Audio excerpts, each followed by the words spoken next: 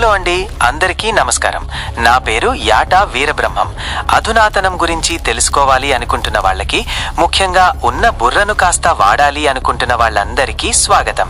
దయచేసి ఈ వీడియోని అస్సలు స్కిప్ చేయకండి. స్కిప్ చేస్తే ఇందులో ఉన్న అసలైన కిక్ మిస్ అయిపోతారు. ఆ తర్వాత మీ ఇష్టం, కామెంట్లలో మీ ప్రతాపం చూపించచ్చు. మనం చిన్నప్పటి నుంచి ఏం చేస్తున్నాం చెప్పండి? మా తాత చెప్పాడు, మా బామ్మ చెప్పింది, ఆ పుస్తకంలో ఉంది అని గుడ్డిగా నమ్ముకుంటూ పోతున్నాం. అంతే తప్ప దేవుడు మనకిచ్చిన సొంత బుర్రను వాడి అసలు దేవుడు అంటే ఏంటి అని ఒక్కరోజైనా ఆలోచించామా? అస్సలు లేదు. పాత సాఫ్ట్వేర్ని అలాగే రన్ చేస్తున్నాం.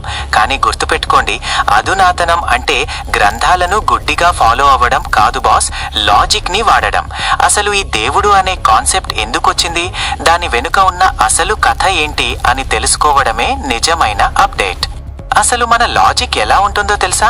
కుర్చీని వడ్రంగి చేశాడు, కారుని మెకానిక్ చేశాడు, కాబట్టి ఈ ప్రపంచాన్ని కూడా ఎవరో ఒకడు చేసే ఉంటారు, ఆయనే దేవుడు అని ఫిక్స్ అయిపోయాం. లాజిక్ బాగుంది. మరి అదే లాజిక్ ప్రకారం అంత పెద్ద ప్రపంచాన్ని చేసిన దేవుణ్ణి ఎవరు చేశారు అని అడిగితే మాత్రం నోరు మూసుకో, పాపం తగులుతుంది అంటారు. ఏంటిది? మనకు నచ్చిన దగ్గర లాజిక్ వాడతాం, నచ్చని దగ్గర సైలెంట్ అయిపోతామా? ఎక్కడో ఒక దగ్గర ఆ పాయింట్ ఆగాలి కదా. సృష్టి అయినా దానంతటా అదే పుట్టాలి, లేదా దేవుడైనా దానంతటా ఆయనే పుట్టాలి. ఇక్కడ మనం గమనించాల్సిన అసలైన విషయం ఒకటి ఉంది. ఈ సృష్టి దానంతటా అదే ఏర్పడినా, లేక దేవుడే కూర్చుని చెక్కాడని మీరు అనుకున్నా, మనం మాత్రం ఖచ్చితంగా ఈ సృష్టి నియమాలకే కట్టుబడి ఉండాలి. అది మాత్రం మారదు. నువ్వు దేవుణ్ణి నమ్మినా నమ్మకపోయినా నిప్పులో చెయ్యి పెడితే కాలుతుంది. ప్రకృతికి పార్షియాలిటీ ఉండదు. కాబట్టి మనల్ని ఆడించేది, శాసించేది ఆ ప్రకృతి నియమాలే. సరే, దేవుడే మనల్ని పుట్టించాడు అనుకుందాం. ఇక్కడ చాలా మంది ఏమనుకుంటారంటే, మనం పొద్దున్నే లేచి దేవుణ్ణి పొగడడానికే, ఆయన భజన చెయ్యడానికే మనల్ని పుట్టించాడు అని. ఒక్కసారి లాజికల్గా ఆలోచించండి. దేవుడు సర్వశక్తిమంతుడు కదా. ఆయన తలుచుకుంటే మనల్ని ఆటోమేటిక్గా భజన చేసే యంత్రాల్లా, రోబోల్లా పుట్టించలేడా? ఖచ్చితంగా చెయ్యగలడు. కానీ ఆయన అలా చెయ్యలేదు. మనకు ఆలోచించే శక్తిని, మంచి చెడులు తెలుసుకునే విచక్షణను ఇచ్చాడు. ఎందుకో తెలుసా? గుడ్డిగా దండం పెట్టమని కాదు, ఆయన సృష్టించిన ఈ అద్భుతమైన ప్రకృతిని అర్థం చేసుకుని బుద్ధిని ఉపయోగించి బ్రతకమని. ఇక మనం దేవుడిని పూజించే విధానం ఉంటుంది చూడండి, దానికి నోబెల్ ప్రైజ్ ఇవ్వచ్చు. దీనికో ఉదాహరణ చెప్తాను, జాగ్రత్తగా వినండి.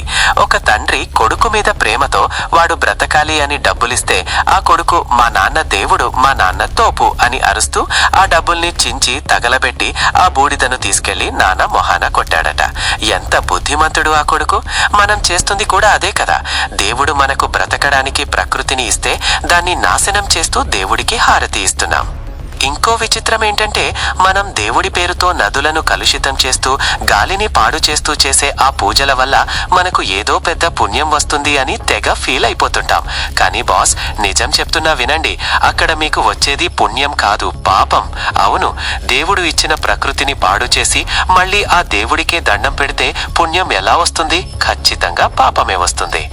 మనం ఎన్ని టెంకాయలు కొట్టినా, ఎన్ని గుళ్ళు తిరిగినా ప్రకృతి ధర్మం మారదు. ఎందుకంటే దేవుడు ఈ సృష్టిని కొన్ని ఖచ్చితమైన నియమాలతో, ధర్మాలతో నడిచేలా తీర్చిదిద్దాడు.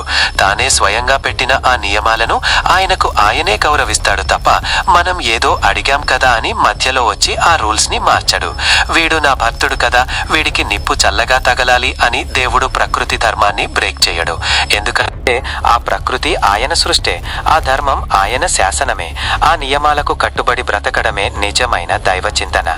కాబట్టి ఫైనల్ గా నేను చెప్పేది ఒక్కటే, పూజ అంటే దేవుడికి ఒక పేరు తగిలించి అర్థం పర్థం లేని పనులు చేస్తూ ఉన్న టైంని, కష్టపడి సంపాదించిన డబ్బుని తగలేసుకోవడం కాదు.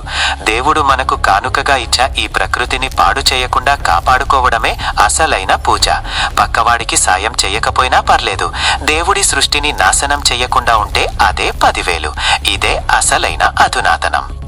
ఈ లాజిక్ గనక మీకు ఎక్కితే, ఇంకా ఇలాంటి విషయాలు డీప్గా తెలుసుకోవాలి అనుకుంటే నా ఛానల్ని ఫాలో అవ్వండి. లేదు, నేను పాత కథలే వింటాను అంటే మీ ఇష్టం. ఈ వీడియో మీ ఫ్రెండ్స్కి ఎవరికైనా బుర్ర వెలిగిస్తుంది అనిపిస్తే వాళ్ళకి పంపండి. ధన్యవాదాలు.